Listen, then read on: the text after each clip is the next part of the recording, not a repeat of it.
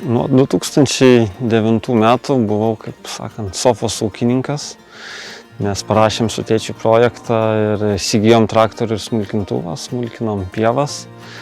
O tada, kadangi su žemės ūkiu nieko bendra neturėjau, nebaigęs nei tėvai ūkininkai, nei aš baigęs kažką, tai turėjau tų valandas išklausyti. Tai tada klausydamas valandas sužinojau apie mėsinę gyvulininkystę. Ir vieni mokymai buvo čia Leliūnuose ir 2013 metais čia Leliūnuose po tų mokymų, kur praktinė dalis įvyko šitam ūkyje, kurį nupirkom. Tai ėjau į bankus pasiimti paskolos, pasiėmiau paskolą ir pradėjau ūkininkauti su mėsiniais galvijais. Šiuo metu turim 90 mamų. Tai o kodėl limuzinai?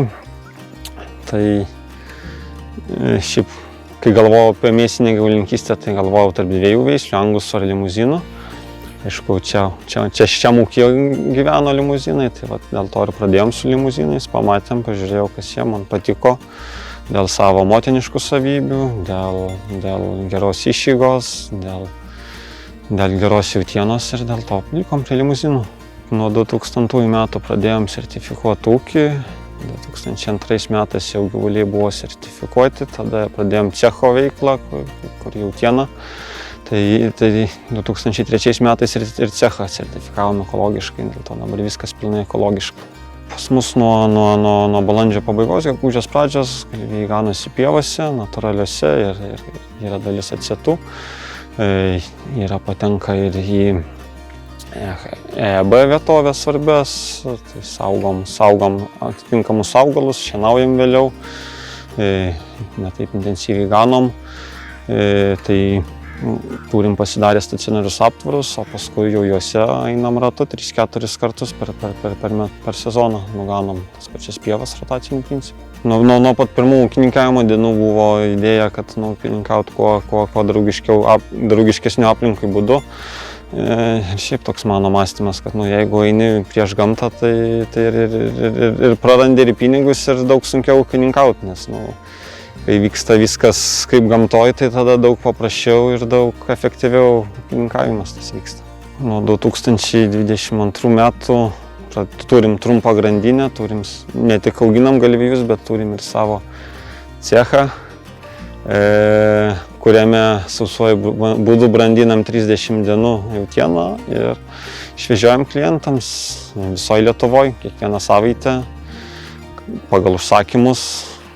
Auga truputį lėčiau galvijai šeriami žoliniais pašarais, tačiau jautienos kokybė kita, kadangi daug įvairių augalų būna žolinės pašaros, tai būna daugiau vitaminų, mineralų tokioj mėsoj.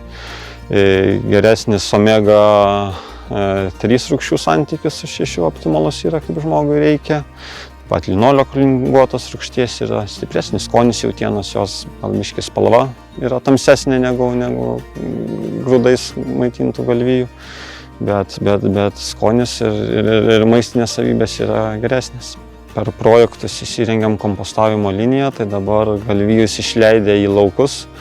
Šiaip galvijus per žiemą laikom ant gilaus kraiko, o išleidę į laukus, tada pradedam kompostuoti mėšlą. Tai reiškia, supilam kaupus, juos permaišom kokius 4-5 kartus ir per mėnesį mėšlas perkaista ir pasidaro kompostas. Tai tokia biri masė, kur nei kvapo, nei nieko nėra ir tada toliau įsirengę dar esam granuliavimo liniją, kur tą kompostą dar pradžiavinam, suspaudžiam ir padarom granulės. Tai nuo mėšlo masės skaičiuojant lieka nedaugiau 30%, tai kiek turis pamažėja, tai daug mažiau reikia energijos, sakykime, iškratyti, paskleisti po laukus ir gali granulės ir tiksliai paskleisti, kur reikia daugiau, kur reikia mažiau.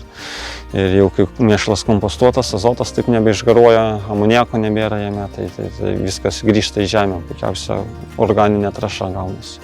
Ūkininkavimas nėra ten tas verslas, kuris yra ten ar labai pelningas, ar labai lengvas, tai dėl to ūkininkas pirmiausia turi mylėti savo darbą, tai būti jo širdyje ir jis tuo degti, norėti ir žiūrėti ne tik iš verslo pusės, bet ir iš gamtos pusės ir kad